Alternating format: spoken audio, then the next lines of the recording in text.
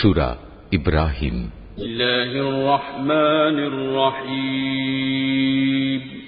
রহমান রহিম আল্লাহ তাআলার নামে। আলিফ লাম র। এ কোরআন এমন এক গ্রন্থ যা আমি তোমার উপর নাজিল করেছি, যাতে করে তুমি এর দ্বারা মানুষদের তাদের মালিকের আদেশক্রমে জাহেলিয়াতের অন্ধকার থেকে ঈমানের আলোতে বের করে আনতে পারো, তার পথে যিনি মহাপরাক্রমশালী ও যাবতীয় প্রশংসা পাবার যোগ্য।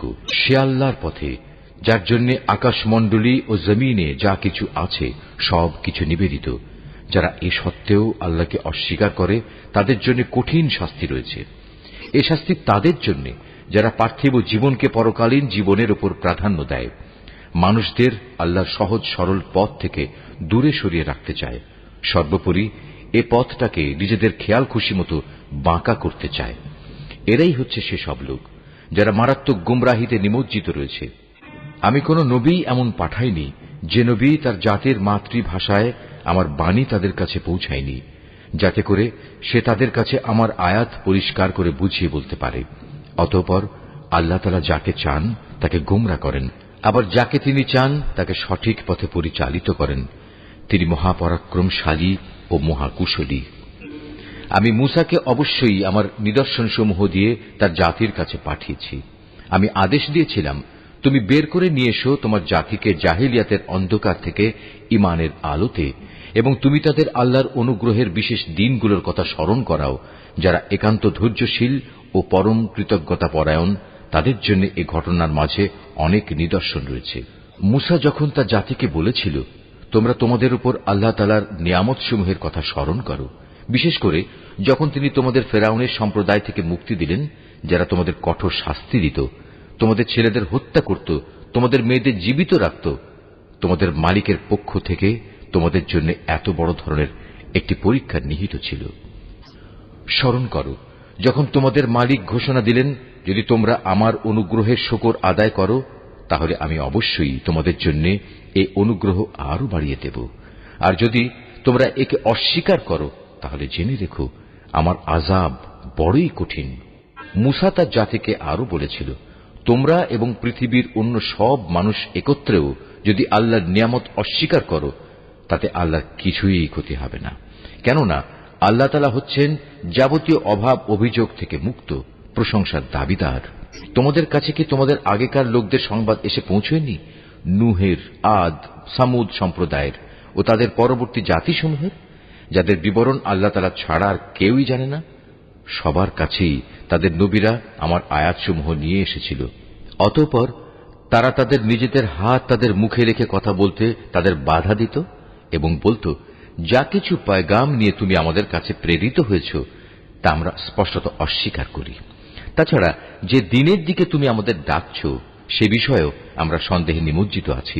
তাদের রসুলরা তাদের বলল, তোমাদের কি আল্লাহ তাআলা সম্পর্কে কোনো সন্দেহ রয়েছে, যিনি আসমানসমূহ ও জমিনের সৃষ্টিকর্তা? তিনি তোমাদের তার নিজের দিকে ডাকছেন, যেন তিনি তোমাদের গুনাহসমূহ মাফ করে দিতে পারেন এবং একটি নির্দিষ্ট সময় পর্যন্ত তোমাদের অবকাশ দিয়ে সংশোধনের সুযোগ দিতে পারেন। এ কথার পর তারা বলল, তোমরা তো হচ্ছ আমাদের মতোই কতিপয় মানুষ।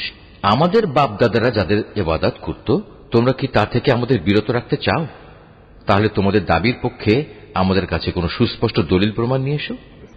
নবীরা তাদের বলল, এটা ঠিক, আমরা তোমাদের মতো কতিপয় মানুষ ছাড়ার অন্য কিছু নই, কিন্তু আল্লাহ তাআলা তাঁর বান্দাদের মধ্যে থেকে যাকে চান নবুয়তের দায়িত্ব দিয়ে তার উপর তিনি অনুগ্রহ করেন, আর আল্লাহ তাআলার অনুমতি ব্যতি রেখে দলিল উপস্থাপনের কোনো ক্ষমতাই আমাদের নেই। আর ঈমানদারদের তো এসব ব্যাপারে আল্লাহর ফয়সালার উপরে নির্ভর করা উচিত। তাছাড়া আমরা আল্লাহ তাআলার উপর নির্ভর করবই বা না কেন? তিনি আমাদের জাহেলিয়াতের অন্ধকার থেকে আলোর পথসমূহে হেদায়েত দান করেছেন। এই আলোর পথে তোমরা আমাদের যে কষ্ট দিচ্ছ তাতে অবশ্যই আমরা ধৈর্য ধারণ করব।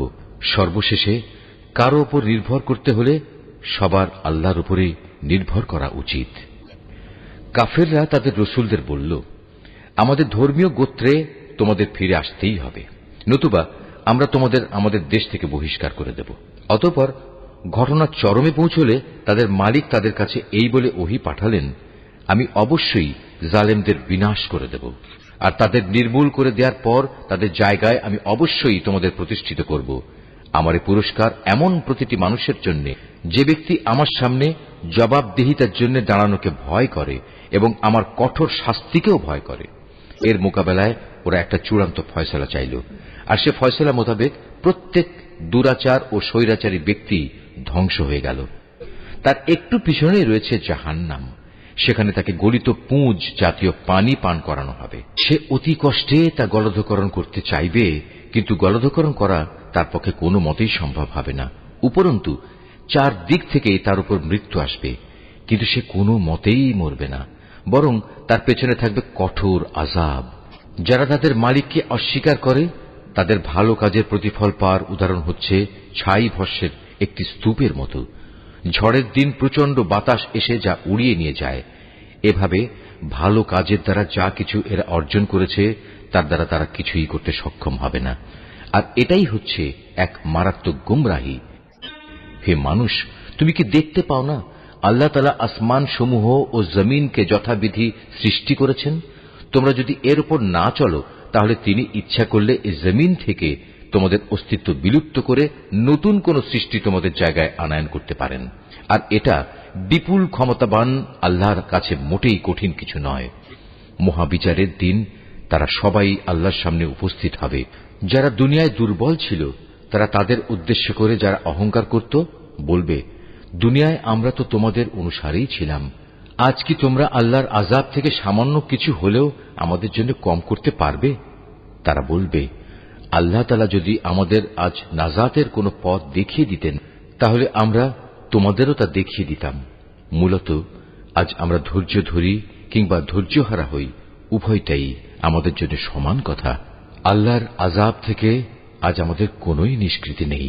যখন বিচার ফয়সালা হয়ে যাবে তখন শয়তান জাহান্নামীদের বলবে, আল্লাহ তাআলা তোমাদের সাথে যে ওয়াদা করেছেন তা ছিল সত্য ওয়াদা।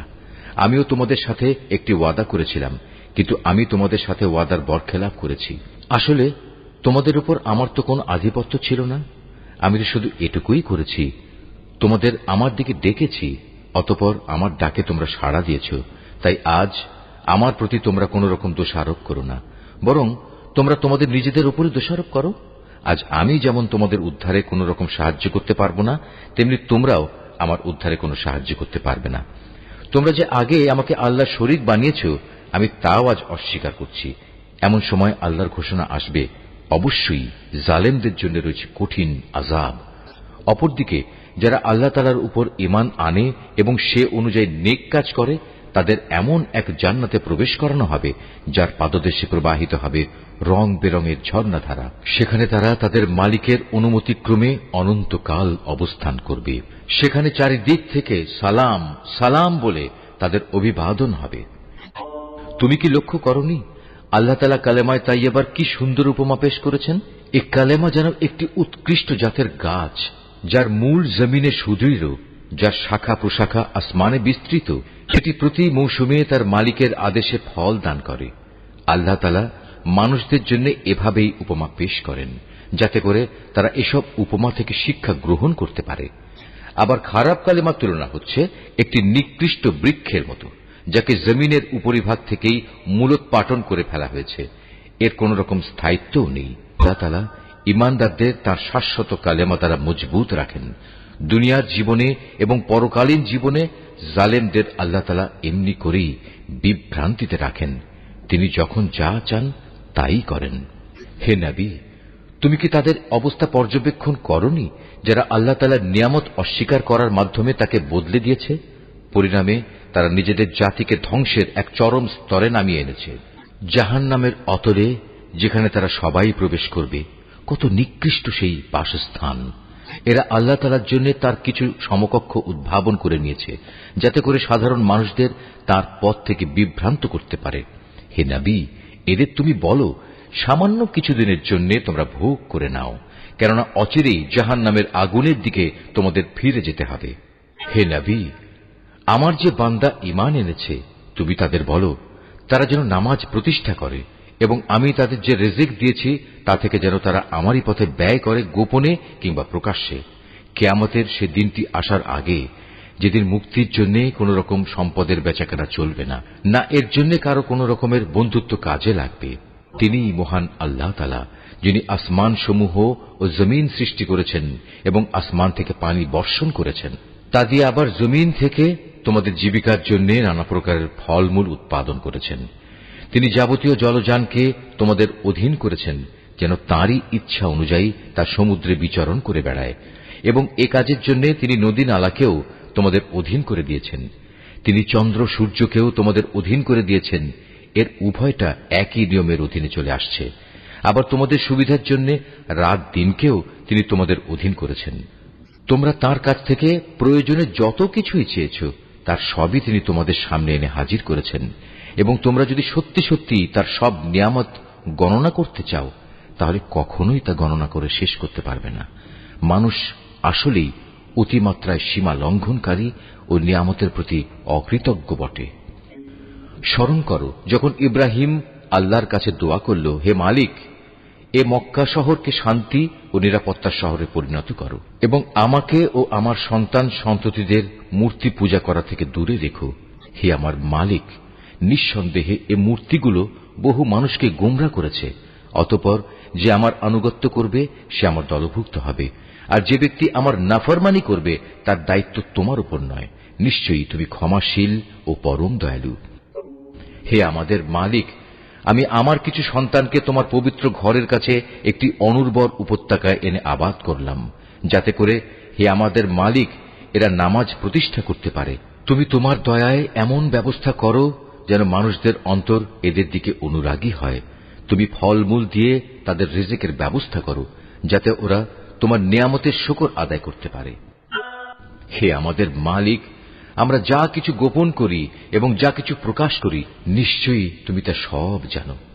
আসমান সমূহে কিংবা জমিনের যেখানে যা কিছু ঘটে, এর কোনোটাই আল্লাহর কাছে গোপন থাকে না। সব প্রশংসা আল্লাহ তাআলার জন্য, যিনি আমাকে আমার এ বৃদ্ধ বয়সে ইসমাইল ও ইসহাক তুল্য দুটো নেক সন্তান দান করেছেন। অবশ্যই আমার মালিক তার বান্দাদের দোয়া শোনেন। হে আমার মালিক, তুমি আমাকে নামাজ প্রতিষ্ঠাকারী বানাও, আমার সন্তানদের মাঝ থেকেও নামাজি বান্দা বানাও। হে আমাদের মালিক, আমার দোয়া তুমি কবুল করো। হে আমাদের মালিক, যেদিন চূড়ান্ত হিসাব কিতাব হবে, সেদিন তুমি আমাকে, আমার পিতামাতাকে এবং সকল ঈমানদার মানুষদের তোমার অনুগ্রহ দ্বারা ক্ষমা করে দিও। হে নবী, তুমি কখনো মনে করো না এ জালেমরা যা কিছু করে যাচ্ছে তা থেকে আল্লাহ তাআলা গাফিল রয়েছেন। আসলে তিনি তাদের সেদিন আসা পর্যন্ত অবকাশ দিয়ে রাখছেন, যেদিন তাদের চক্ষু স্থির হয়ে যাবে। তারা আকাশের দিকে চেয়ে ভীত সন্ত্রস্ত অবস্থায় দৌড়তে থাকবে। তাদের নিজেদের প্রতি নিজেদের কোনো দৃষ্টি থাকবে না, ভয়ে তাদের অন্তর বিকল হয়ে যাবে। তুমি মানুষদের একটি ভয়াবহ দিনের আযাব আসা থেকে সাবধান করে দাও। এমন দিন সত্যি যখন এসে হাজির হবে, তখন এ জালিম লোকেরা বলবে, হে আমাদের মালিক, আমাদের তুমি কিছুটা সময়ের জন্য অবকাশ দাও। এবার আমরা তোমার ডাকে সাড়া দেব এবং আমরা তোমার রসুলদের অনুসরণ করব।